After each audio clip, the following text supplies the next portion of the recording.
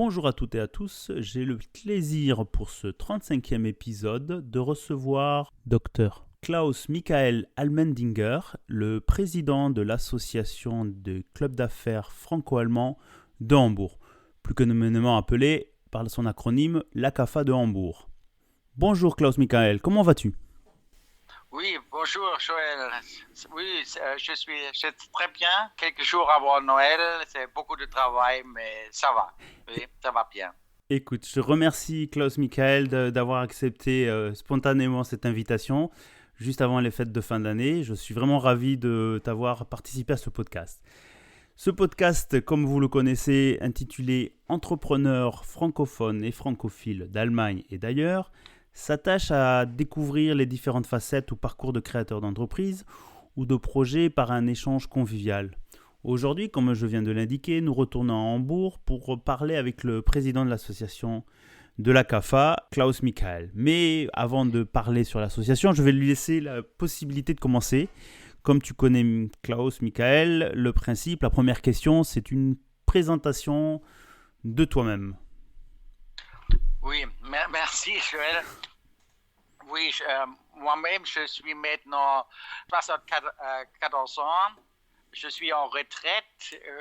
J'ai été comme profession, je suis encore en profession commissaire en compte et conseil fiscal allemand. Je suis né au sud de l'Allemagne, au Stuttgart, dans une famille très francophile. Mes parents étaient très francophiles et moi-même, j'étais pendant mes études, j'étais à Genève et à Paris aussi. Et après temps à l'université, j'ai commencé dans mon profession dans un cabinet des commissaires en compte à Düsseldorf. Et pendant ces 5 années, les premières 5 années, j'étais surtout responsable pour des clients des sociétés allemandes en France et en Espagne. Comme ça, j'ai été souvent à Paris, j'étais à Angers, à Grenoble. Et alors, pendant les premières années, à peu près, j'étais à peu près 4 mois par l'an en France. Mm-hmm. Alors, pendant ce temps, j'ai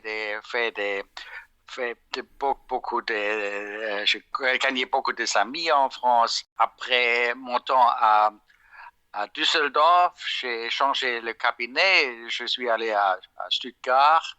J'ai été en Stuttgart dans le conseil d'administration des clubs d'affaires du Baden-Württemberg. 1993, je déménageais à Hambourg et je suis membre du club d'affaires de Hambourg. Mm-hmm.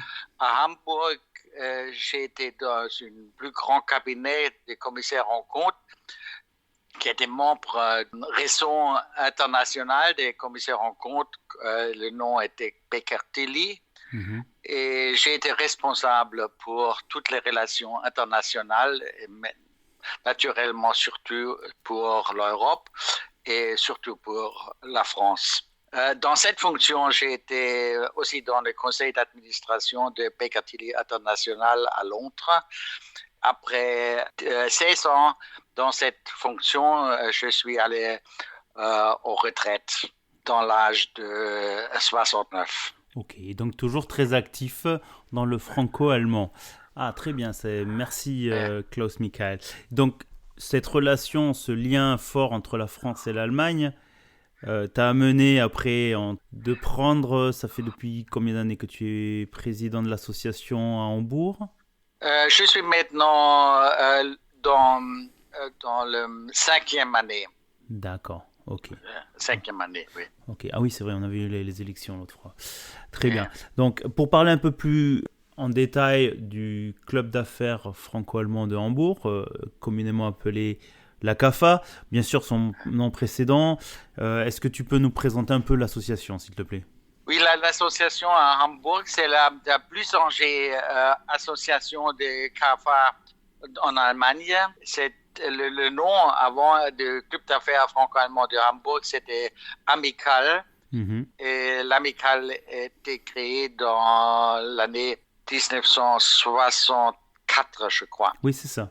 De l'époque Oui, du traité aussi. oui, à l'époque du traité des lycées. Oui. Maintenant, nous sommes à peu près 90 membres Mhm. à Hambourg et surtout des membres des entreprises françaises, mais aussi des entreprises allemandes qui ont des relations avec la France, avec des exports en France et des imports de France, mais aussi des professions libres, des avocats, des conseillers fiscaux, des commissaires en code, Mhm. etc. Donc très bien. Le club d'affaires franco-allemand de Hambourg. On peut faire un peu une rétrospective sur cette année 2021 un peu particulière sur les activités de l'association. Oui, c'était une année très difficile à cause de la crise sanitaire.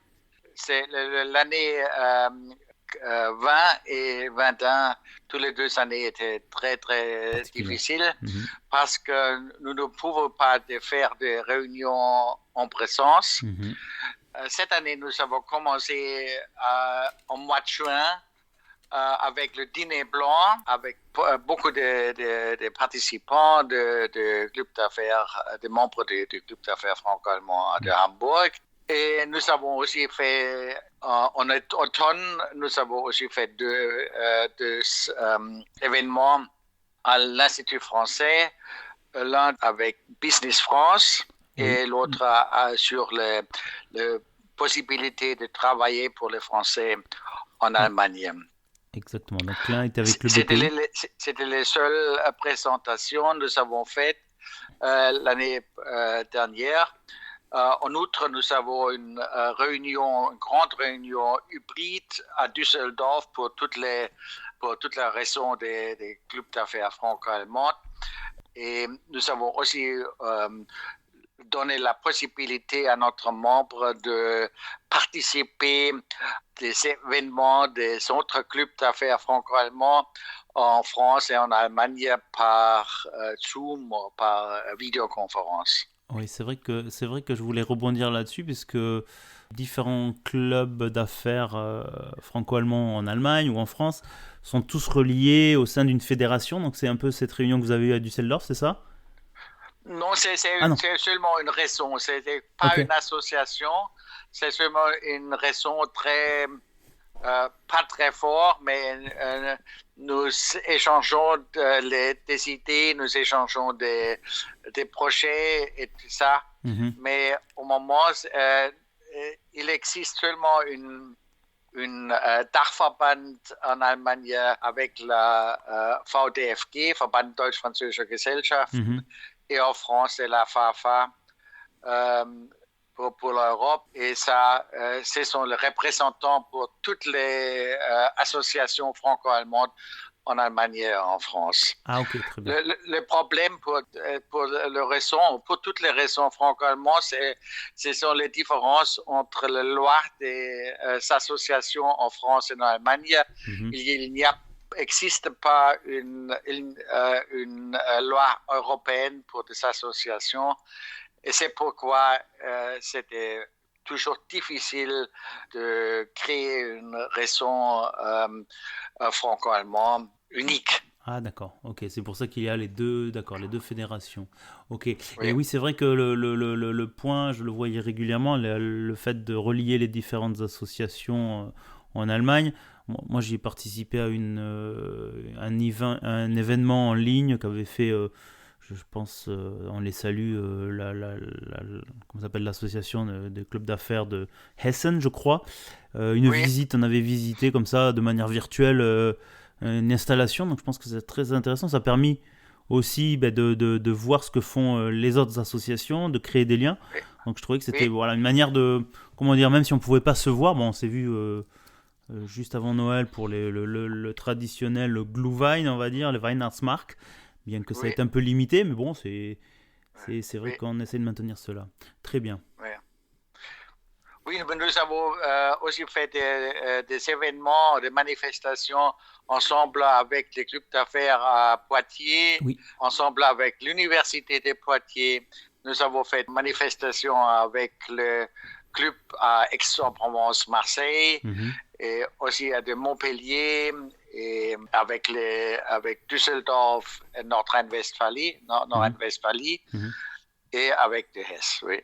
Donc, revenons après toutes ces rétrospectives des activités 2020-2021 qui est un peu particulière. Revenons un peu aussi sur le rôle des associations, des clubs d'affaires.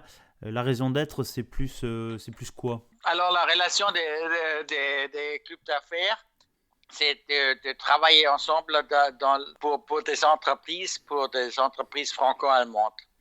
Des entreprises françaises en Allemagne et aussi pour les entreprises de l'Allemagne en France.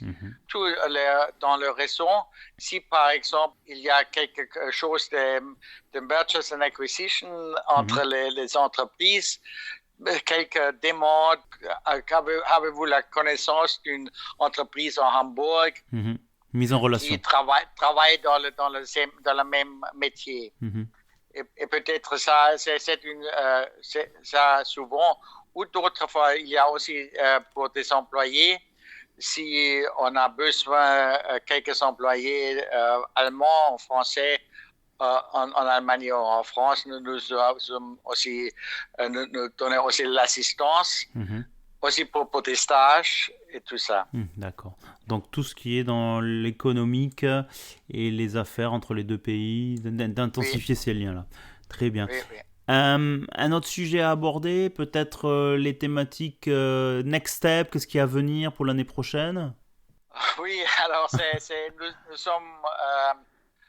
c'est très difficile au moment parce que la crise sanitaire fait des grands problèmes maintenant avec le Omicron, mais nous avons un plan pour l'année prochaine. C'est surtout, nous voulons faire une réunion, une manifestation sur les thèmes énergétiques, surtout pour les nouveaux photovoltaïques et éoliennes et tout ça en France et en Allemagne. Il y a une comparaison entre les deux. Nous voulons faire une manifestation sur les thèmes femmes comme CEO dans les entreprises allemandes et françaises. Quelles sont les différences? Nous avons aussi des événements conviviaux comme les dîners blancs et nous sommes aussi en préparation pour une bal populaire du 14 juillet. Ah, le grand classique avec les différentes associations, je me rappelle, oui. Oui, avec les différentes associations à Hambourg. Nous avons aussi un thème en automne pour le conseil fiscal, parle sur les thèmes de faire des affaires binationales allemand-français et quelles sont les raisons d'être, quels sont les problèmes et tout ça. D'accord, donc un programme très, très intéressant pour l'année à venir, pour l'année 2022. Un autre mot à ajouter peut-être dessus, Klaus-Michael, peut-être un appel aux personnes qui hésitent à nous rejoindre. Enfin, moi je suis membre depuis un certain temps à l'Amicale à l'époque, maintenant le club d'affaires franco-allemand. Qu'est-ce que tu pourrais... un message à dire là-dessus? Oui, nous sommes toujours intéressés augmenter notre chiffre des membres. J'espère que nous pouvons grandir sur 100 ou 110 membres. C'est une grande surprise pour nous que pendant la crise sanitaire, nous avons eu une augmentation des membres. Alors, ça dit qu'avec notre manifestation virtuelle, c'était marché très bien. Ok, bah écoute, c'est une bonne nouvelle à entendre ça. Donc, pour rejoindre le club d'affaires franco-allemand de Hambourg, comment il faut vous contacter par le site, c'est ça? Peut-être peux-tu nous rappeler? Oui, par le site www.kafa-hamburg.de. Oui. Ou par les emails contact kafa-hamburg.de. Donc Hambourg écrit en français O-U-R-G. En français, oui. Mais en allemand, vous pouvez nous... Alors on peut écrire en français ou en allemand puisque c'est toute la communication se fait dans les deux langues. Oui. Super. Oui, oui. Vous pouvez en français ou en allemand. Pas en anglais. Bien que on le maîtrise tous. Écoute, Klaus Michael, merci beaucoup pour cette participation, on va dire, juste pour clôturer l'année. J'en étais ravi. Est-ce que tu as d'autres messages à faire passer à nos auditeurs du podcast? Oui, nous sommes maintenant avant Noël. Je vous souhaite une joyeuse Noël et pour une bonne année sans des soucis de crise sanitaire et avec beaucoup de succès dans l'économie, dans votre entreprise et surtout dans les relations franco-allemandes. Et nous sommes très ravis d'écouter comme la présidence de la France dans l'Union européenne sera un grand succès. Et on attend aussi des élections en France avec intérêt. Très bien. Mais écoute, je pense que tu m'as tout résumé pour cet épisode. Pour clôturer l'année 2021, on ne pouvait pas mieux faire. Merci beaucoup. Donc, moi-même, je vais aussi rajouter les vœux de joyeux Noël pour cette fin d'année. Et comme on dit en allemand, ein gutes Rutsch in 2022. Das richtig so gesagt? Oui, c'est correct. Oui. Merci beaucoup, Klaus Michael. Je te dis à bientôt et à l'année prochaine. Oui, merci. À bientôt l'année prochaine. Oui. Merci. Ciao. Ciao, ciao.